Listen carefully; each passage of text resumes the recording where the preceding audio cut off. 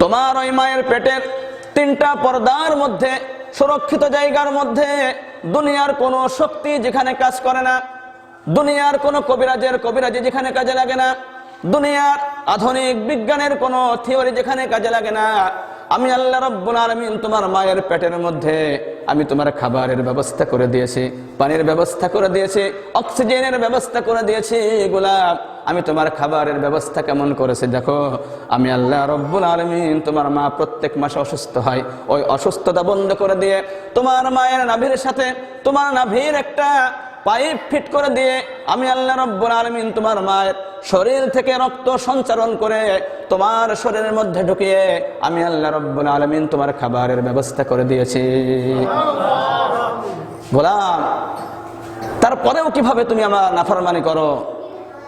এরপরে অক্সিজেনের প্রয়োজন হয়েছে, আমি আল্লাহ রাব্বুল আলামিন অক্সিজেন দিয়েছি, এমন একটা জায়গায় তোমাকে রেখেছি, একটা ইন্টেনসিভ গার্ড দিয়ে, যেখানে কোনো পলিউশন, যেখানে কোনো চার্ম প্রবেশ করতে পারে না, যার মধ্যে কোনো দূষণ, কোনো দূষিত প্রবেশ করতে পারে না, কোনো রোগের উপসর্গ যেখানে প্রবেশ করে নাই, আমি আল্লাহ রাব্বুল আলামিন এইভাবে তোমাকে সংরক্ষণ করেছি।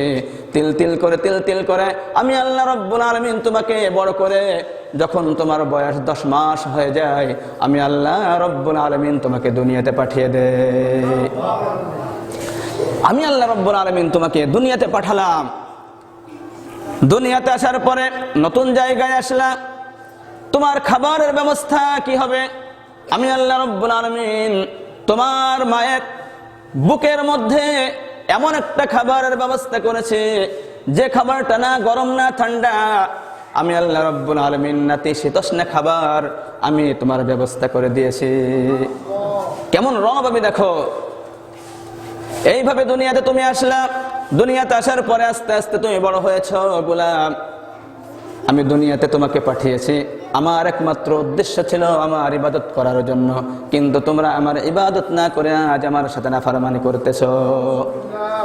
সম্মানিত হাজিরিন, একটু চিন্তা করা উচিত, আমরা যে আল্লাহ রাব্বুল আলামিন দুনিয়াতে আমাদেরকে পাঠালেন, কিভাবে পাঠালেন, আমরা দুনিয়াতে কিভাবে আসলাম। যেখানে না ছিল আমি যেখানে চাকরি করি, আমার বসের কোনো হাত ছিল না, আমার নেতার কোনো হাত ছিল না, আমার নেত্রীর কোনো হাত ছিল না, আমার মা বাবা শুধুমাত্র কি করেছে, ধারণ করেছে, কিন্তু তারা দুনিয়াতে আনার ক্ষমতা তারা রাখে নাই। সব আমি করেছি, আল্লাহ বলছেন সব আমি করেছি। তারপরেও দুনিয়াতে তুমি আসলা, 24টা ঘন্টা আমি তোমাকে দিলাম। এইভাবে 1 বছর নয়, 2 বছর নয়, 3 বছর নয়, 60 থেকে 70 বছর, 80 বছর আমি হায়াত দিলাম। তোমার বছর জন্য তুমি প্রত্যেকটা দিন 8 থেকে 10 ঘন্টা, 12 ঘন্টা সময় ব্যয় করলা। তুমি তোমার স্ত্রীর জন্য প্রতিদিন 3-4 ঘন্টা ব্যয় করতেছো, তুমি তোমার সন্তানদের জন্য প্রতিদিন ব্যয় করতেছো। কিন্তু যে মালিক তোমাকে দুনিয়াতে পাঠালেন, যে আল্লাহ রাব্বুল আলামিন, যে রব তোমাদেরকে দুনিয়াতে এত সময় দিল, সুযোগ দিল, সুস্থ শরীর দিল, সেই রবের তোমরা ইবাদত করতেছো না। প্রত্যেকটা দিন 5 বার 10 মিনিট করে আমি আল্লাহ রাব্বুল আলামিনের সময় দিবা, এই সময় তোমাদের হয় না, এই সময় তোমাদের হয় না, এত ব্যস্ত তোমরা। এজন্য সম্মানিত হাজিরিন, আল্লাহ রাব্বুল আলামিন দুনিয়াতে আমাদের পাঠিয়েছেন ইবাদত করার জন্য। ইবাদত তো আমরা করছি না, উপরন্তু আমরা গুনাহের সাথে লিপ্ত। গুনাহ থেকে ফিরে আসতে হবে, তাওবা ইস্তেগফার করতে হবে এবং আল্লাহ রাব্বুল আলামিনের ইবাদতের মধ্যে জীবন কাটাতে হবে। যদি আমরা আল্লাহ রাব্বুল আলামিনের গোলামি করে জীবনটা পার করতে পারি, চক্ষু বন্ধ হওয়ার সাথে সাথে কবর থেকে নিয়ে শুরু করে একবার হাসর পর্যন্ত আমাদের জীবনটা ধন্য করে দিবেন তিনি কে? আল্লাহ। আল্লাহ আমাদের জীবনটা ধন্য করে দিবেন।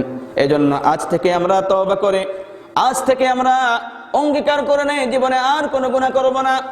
আল্লাহ রাব্বুল আলামিন যে হায়াত দিয়েছেন, এই হায়াতের মূল্যবান সময়টা আল্লাহ রাব্বুল আলামিনের জন্য ব্যয় করব।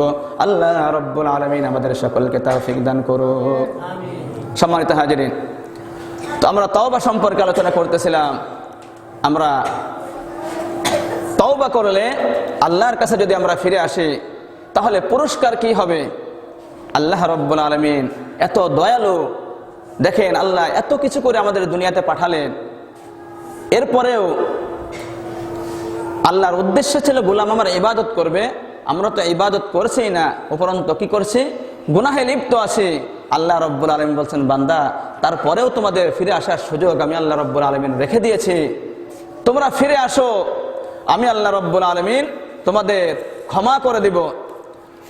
হাদিসের মধ্যে এসছে, বান্দা যখন তওবা করে আল্লাহ রাব্বুল আলামিনের কাছে ফিরে আসে, আল্লাহ রাব্বুল আলামিন এত পরিমাণ খুশি হয়ে যায়।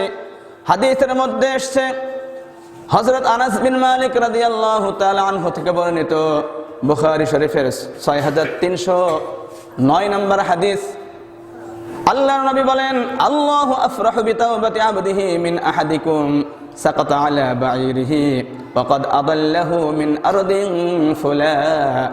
আল্লাহ রাব্বুল আলামিন বান্দার তওবায় এত পরিমাণ খুশি হয়ে যায়, আল্লাহ তাআলা বান্দার তওবায় ওই ব্যক্তির চেয়েও বেশি খুশি হয়ে যায়